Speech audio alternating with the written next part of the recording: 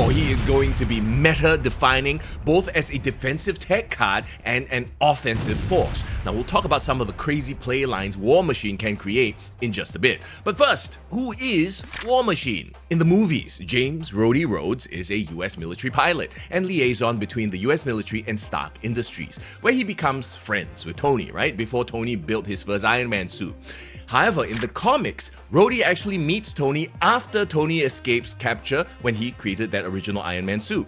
Rhodey ends up working for Tony as his personal pilot and chief aviation engineer, helps Iron Man beat up bad guys. They become close friends. At one point though, Tony develops a severe drinking problem, and his alcoholism forced Rhodey to take on the Iron Man mantle for a while Tony battled his demon in a bottle. At one point, Rhodey almost burns alive inside his suit while re-entering Earth's atmosphere after a space station battle, and suffering PTSD from the incident, he resigns as the substitute Iron Man, even though he still stayed with Stark Enterprises.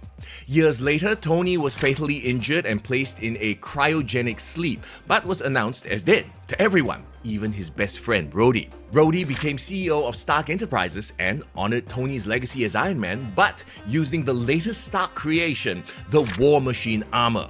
When Rhodey found out that Tony wasn't dead, they had a pretty bad blow-up. Along the way, Rhodey started dating Carol Danvers, aka Captain Marvel, but that relationship came to a very abrupt end when Thanos killed War Machine, one of the key catalysts in the Civil War II storyline. It's the comics though, so Tony Stark actually resurrected Rhodey. Yes, science! In Marvel Snap, War Machine is a 4-energy 6-power card with the ability, on reveal, until the end of next turn, nothing can stop you from playing cards anywhere. So basically, the turn after you play War Machine, all your cards in your hand are now jammed. Okay, you know how certain cards are what Second Dinner like to call release valves, right? They are the tech card against whatever meta is becoming too rampant. You got a big boy meta, you tag in Shang-Chi. Turn 6 flood meta, you tag in Sandman. Ongoing meta, tag in Enchantress. Destroy meta, tag in Armor. Well, War Machine is the tech against control style decks. Actually, with War Machine entering the game, I won't even be surprised if Prof X gets buffed in the next few weeks. But I digress. So, Prof X, Stormed Locations, Jean Grey, Sanctum Sanctorum, Crimson Cosmos, Big House, Kiln, The Vault. War Machine doesn't give a about all that. Yo, imagine playing Galactus on Sanctum. I mean, yeah, it's a very specific example. It would make for a great video if it actually happens though, huh? The possibilities are kinda nuts though. I mean, stats-wise, he's not horrible. 6 power. Also, he has Zabu synergy, right? But here's what makes War Machine even more cracked. This line. Nothing can stop you from playing cards anywhere. So, cards that have play restrictions can now be played the turn after War Machine. Ebony Maw after turn 3? No problem. Crossbones, even if you're not winning that lane? Sure. Infinite, even if you didn't skip a turn? Why not? Giganto, play him wherever you want. Sentry, play him on the right lane. Imagine this playline.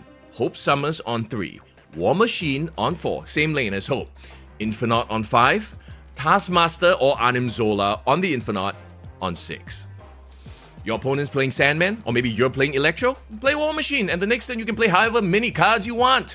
Okay, here's one more crazy playline, alright? You storm a location on 3, War Machine on 4, and then on 5, Legion, the flooded location.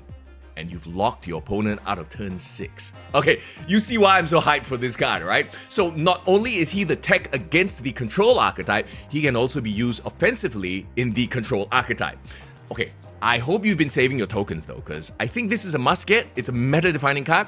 I say tokens because the Spotlight Cash cards this week, they're a little mid. Yeah, Silk isn't quite as meta-relevant anymore, and Silver Samurai, well, he was never a meta card to begin with. Yeah, he's one of my favorite MCU characters. I think Don Cheadle is great in that role, and in Marvel Snap,